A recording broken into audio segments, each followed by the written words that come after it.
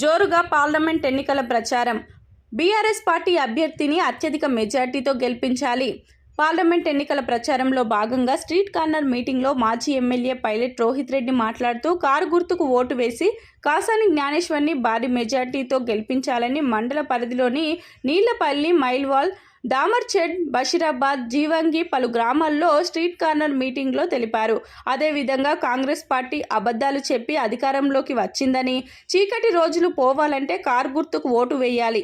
కాంగ్రెస్ నాయకులు గ్రామాలకు వస్తే 6 గ్యారెంటీలపై నిలదీసి అడగండి.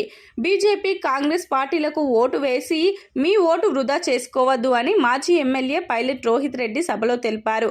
ఈ కార్యక్రమంలో జెడ్పీ వైస్ చైర్మన్, జిల్లా గ్రంథాలయ సంస్థ మాజీ చైర్మన్ రాజు గౌడ్, బీఆర్ఎస్ మండల అధ్యక్షులు Narsireddy, vice MPP Annapurna, BRS party senior నాయకులు సికిందర్ ఖాన్, రుక్మారెడ్డి, అనంతయ్య, పాండురంగారెడ్డి, మునిందర్ రెడ్డి, అశోక్ గౌతమ్, రవీందర్ సింగ్, తన్వార్, రాజు రెడ్డి, గోపాల్ రెడ్డి, శ్రీనివాస్ రెడ్డి, వెంకయ్య గౌడ్ తదితరులు పాల్గొన్నారు.